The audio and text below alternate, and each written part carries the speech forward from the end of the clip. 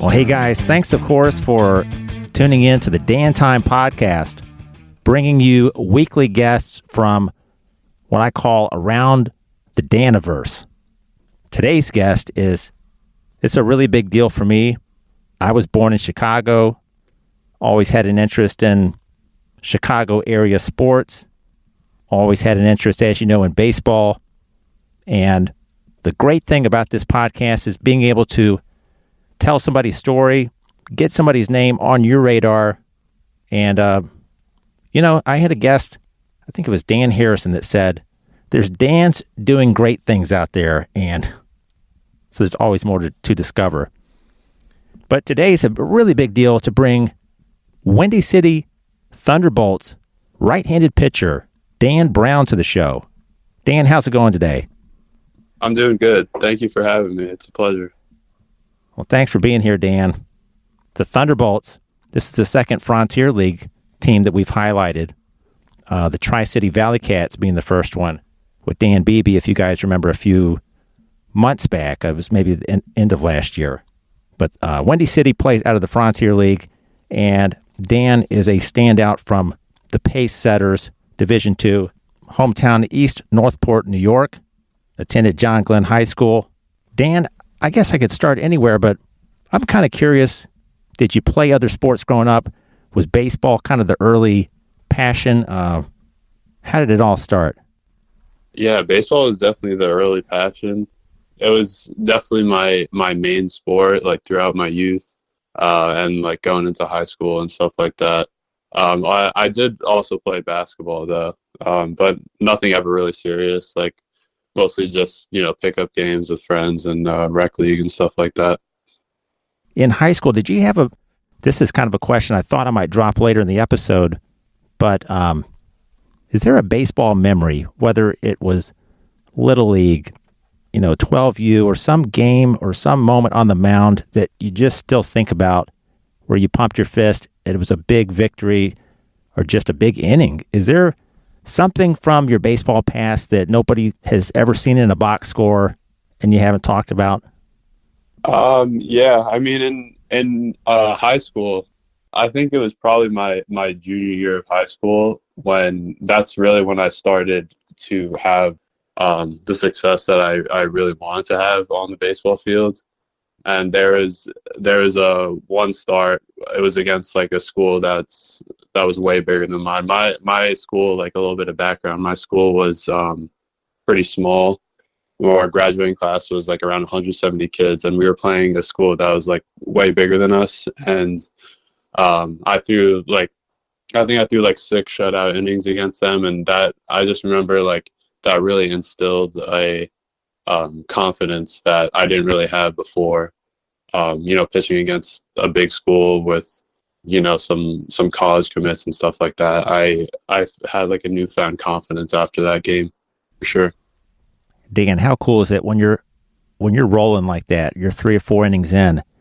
Do you see the coaches, not just the players on the other side, but the coaches in the dugout taking notice of like, who's this guy? What's happening here?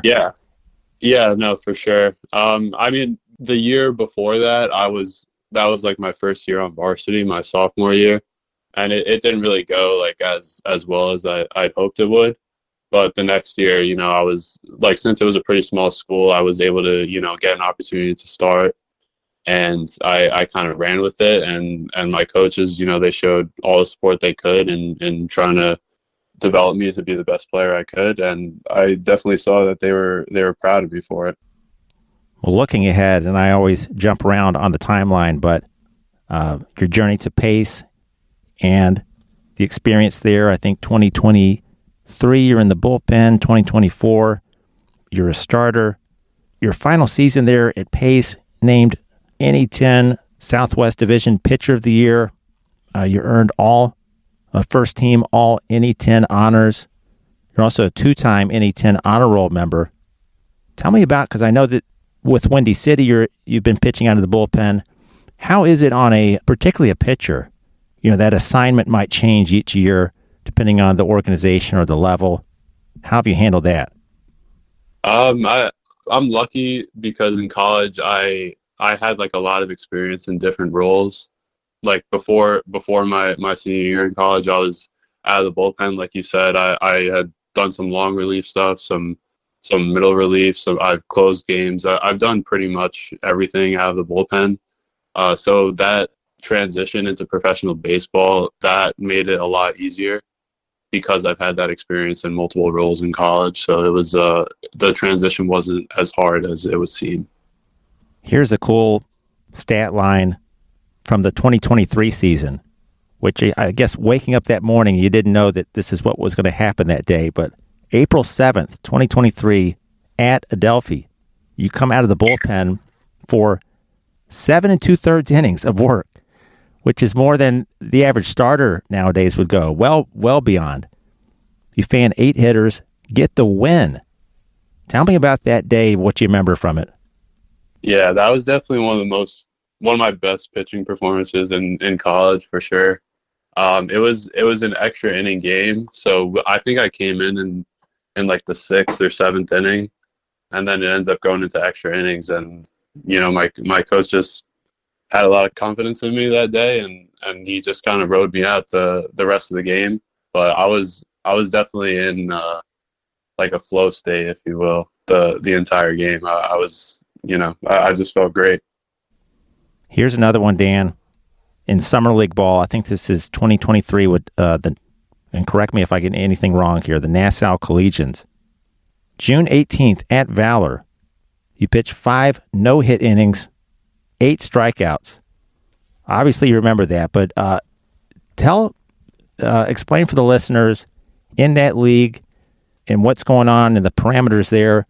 Are you 5 innings in thinking I might get to go the distance, which would be 7 innings, or do you know that, hey, I've got a limit here and I'd love to get the complete game no-hitter, but how does it work in that situation? Yeah, I think it depends on pitch count also. It's a summer league, so not to say that it's not taken seriously, but they also want to make sure that guys are healthy when they go back to their school in the fall. So definitely pitch count was an issue. I was probably around like 90 pitches if I had to guess. So I wasn't necessarily mad that I was taken out. I would have loved to finish the game, obviously, and get a bid for a no-hitter, but the situation was what it was. Again, bouncing around some more because I'm chomping at the bit to talk about your first season in professional ball with Windy City. And I broke it down here, Dan.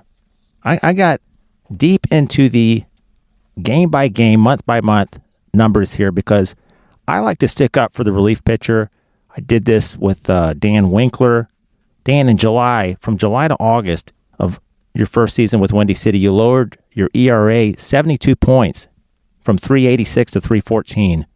You were called on, some other situations, some long innings. July 7th, 3 shutout innings at Washington, 4 strikeouts.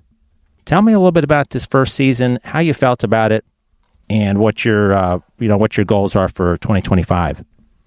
Yeah, I mean, it was definitely an adjustment for sure, going from the Division II competition to professional baseball. It can be a big jump for sure, but I think I did like have a rocky start when I first got there. But once I settled in and found my groove and established some confidence in the league, I think I definitely have the capability to be a very good relief pitcher in the league.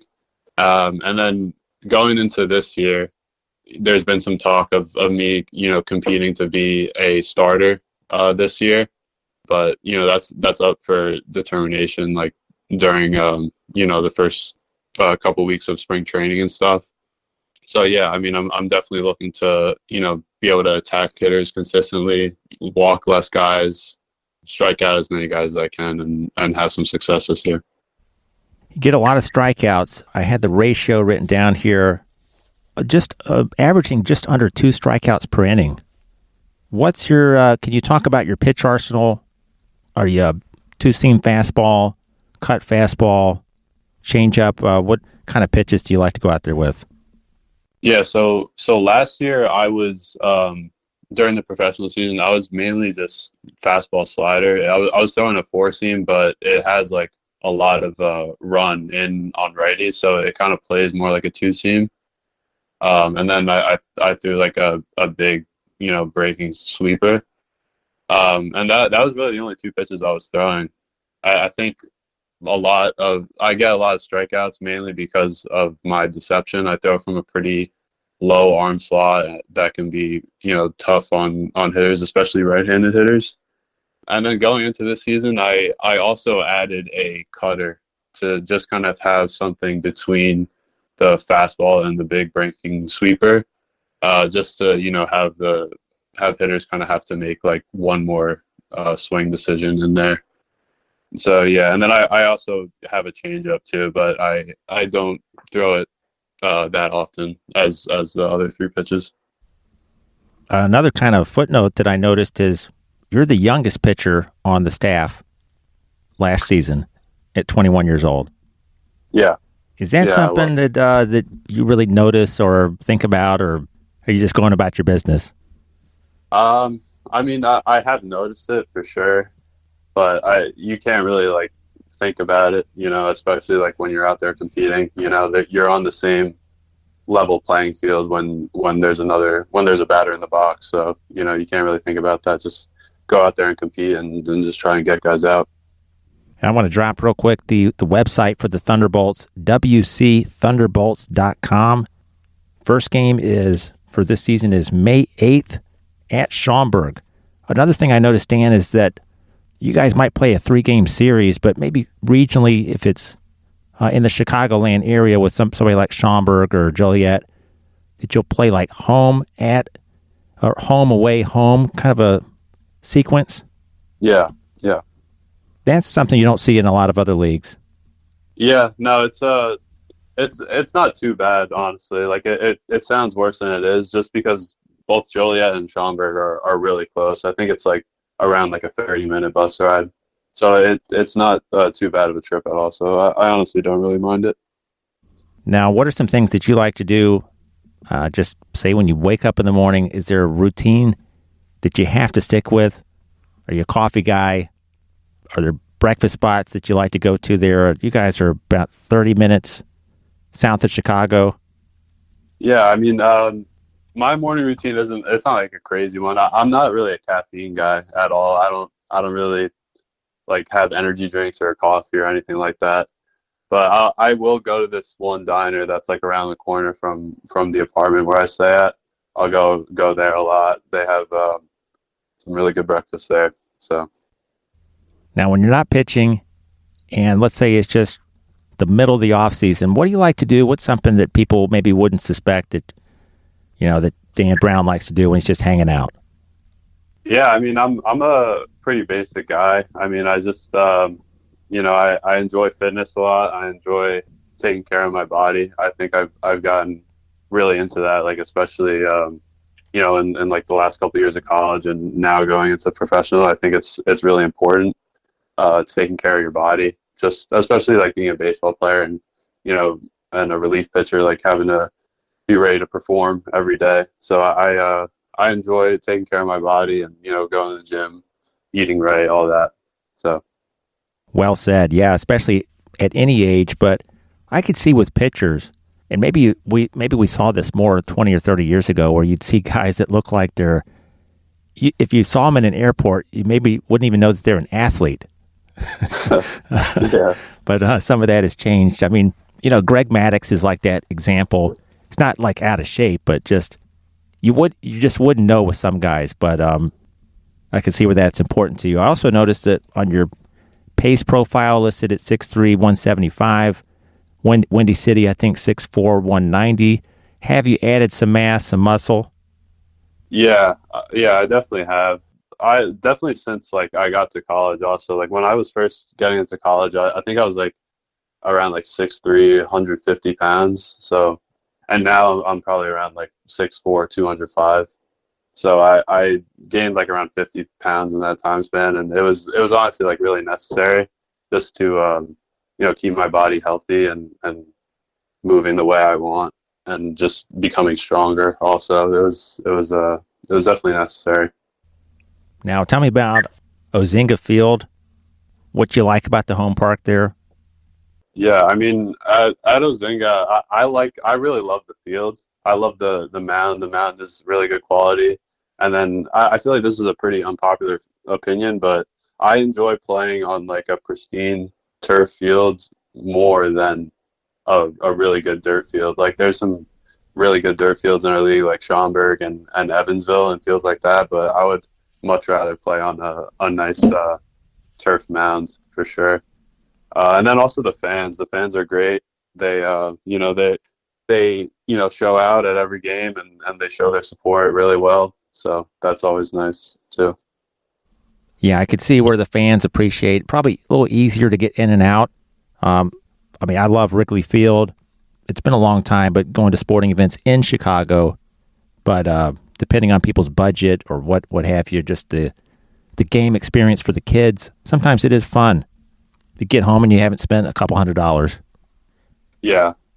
Yeah, no, they really do have a great ballpark experience. They have a bunch of promo nights, a bunch of different days during the week. So they make the experience for the fans enjoyable for sure. But I know the ultimate goal is to get to the big leagues. I saw Tyler Laporte sign with the Braves organization. Did you have a chance to get to know Tyler when he was there last season? Yeah, he's great. He's great for sure. He's definitely a different personality than I'm used to. He's from Louisiana and I'm from Long Island, so I don't really get to see a lot of Southerners. But he's awesome, man. He's a really good guy. Another thing with the pitcher, Dan, I wanted to ask about this. When you go out there and the box score doesn't always show, or the average fan doesn't know that what you're walking into. When you walk out there or you're called upon and there's runners on the corners, nobody out, bases loaded, one out, and you're walking into, I guess, a dirty inning, and you get out of the inning, but a couple runs scratch across, one or both are not charged to you. How do relief pitchers feel about the unearned run and the earned run and how that impacts your stats? I'm personally not a huge stats guy. I try not to look at my stats until like the end of the year. But at the end of the day, I think what you want to do is you just want to put your team in the best position to win. Then, you just, at the end of the day, it's just getting guys out and just trying to simplify the game. Like if you come into a dirty inning, just, have a plan for attacking a hitter, like whether it's, trying to get a ground ball or having it be a strikeout situation, whatever it takes to, have your team have the best possible chance to win. I think that's the mindset to have. Dan, I love what you just said there. Not paying attention to the stats, giving your guys a chance to win. And I bet that sometimes some of those outings where you have surrendered a run, I also want to point out, Dan, you do not give up the long ball very much.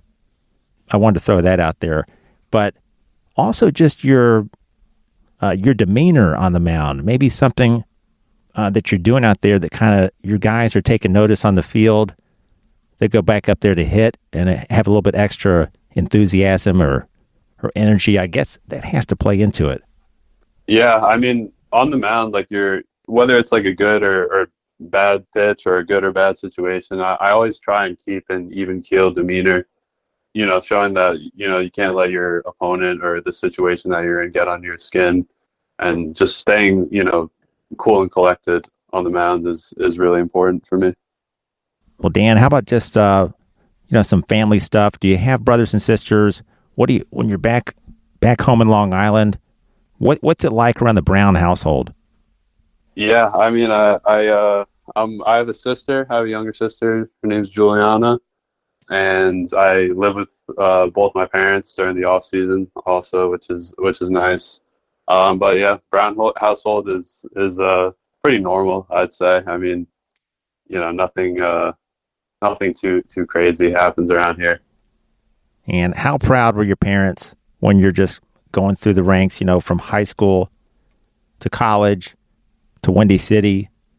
What's it like? Do you text with your dad? They come to the games? Is it how cool is that when you just have that support? Yeah, it's really important to me. It's awesome to have their support. I text with my dad like almost every day, I'd say. yeah, we're always talking baseball, and both my parents will visit in Illinois as much as they can. So it's just really nice to have their support. Well, maybe a couple more silly questions here. The old day and time question. Sometimes I forget to ask. It's not even that interesting, maybe to some people. When did you start going by Dan? Did a friend start calling you Dan, or did you decide on your own? Yeah, I think I decided on my own. I was really young, probably like in elementary school around there. I think I just was tired of my mom and my friends calling me the same thing. So I think my friends just started calling me Dan. I love it. Any Dan spinoff name that you will not answer to that you don't like? No, not really. I mean, I've gotten pretty much all of them. Daniel, Dan, Danny. I'll answer to any of them. I know they're talking to me. So, are you familiar with the author Dan Brown? Yes. My dad actually. My dad is also named Dan Brown, so he's gone through the same things that I've gone through with the name Dan, and he has like a couple of his books, I'm pretty sure. So yeah. I love it. Well, another thing, I maybe haven't said it on other episodes, but the concept of the show, it's not Dan's seeking attention. It's more that if you are a Dan, people place the attention on you, or it's always, you shake the hand. Hey, what's your name? I'm Dan. Oh, Dan the man. Dan the man. So yeah, that's a popular one. Yeah. I've gotten. All right, Dan. Well, this has been terrific. Anything that you like to plug that you're interested in, or really anything that you'd like to talk about that we haven't covered? No, I think we've covered a lot of good stuff. Thank you again for having me on. Well, anytime, and I'll continue following your career. Again, folks, if you're in the Chicagoland area, check them out. You've heard me talk about the Frontier League. It's a great product, and it's probably, keep an eye out, there may be an expansion team close to where you live as well. Dan, I forgot to ask you this. Growing up, who was your favorite team? Was it a New York area team? Yeah, I grew up a Mets fan. I was at Citi Field, a good amount during my, coming up and stuff. So, yeah, definitely a Mets fan. And my dad's also a huge Mets fan. You think Juan Soto is the missing link there? Yeah, I don't know. We'll see. I think he's definitely one of the best like overall players in the sport, and I think that that type of ability is just invaluable. So I think we'll see, but I think he'll definitely bolster that lineup for sure. Okay, if you got time, I got 2, maybe 3 favorites questions, and I promise I'll wrap it up here. But favorite ball player growing up? I'd say probably either David Wright for a position player and Jacob deGrom as a pitcher. How about favorite sports memory? And it could be NFL, could be NBA, doesn't have to be baseball, but do you have a favorite sports memory championship that you watched? I would say I went to David Wright's last game at Citi Field. I think that's probably my best, professional sports memory. Nice. And then when it comes to baseball movies, are you one of those? Do you nerd out on the baseball movies? Yeah, I love a good baseball movie. My favorite is probably. I'd probably have to say The Sandlot. I think that's Nice. just a classic. Moneyball is also great too. Love that movie. I was hoping you were going to say The Sandlot. I love Moneyball as well. Yeah, no, they're both great. Love them. Well, Dan, once again, thanks for making some Dan time today. This has been fantastic. And yeah, of course. Thank you. Thank you for having me. Absolutely. Well, you guys check them out. You can follow. I don't know if you're active on social media, Dan. Yeah, I have an Instagram. If you want people to follow or check out Dan Brown, I will list that in the show notes. That is it for this episode of the Dan Time Podcast. Thanks for listening. Tell a friend about it. Tell your dad about it. Tell your Uncle Dan. If your name's not Dan, you have a Dan in your life that you know will get something out of this show. And I can't wait for baseball season. And to follow Dan Brown and the Thunderbolts. Thanks so much, Dan, and we will see you guys next Sunday for another episode of the Dan Time Podcast. All right, thanks, man. Yeah, thank you so much.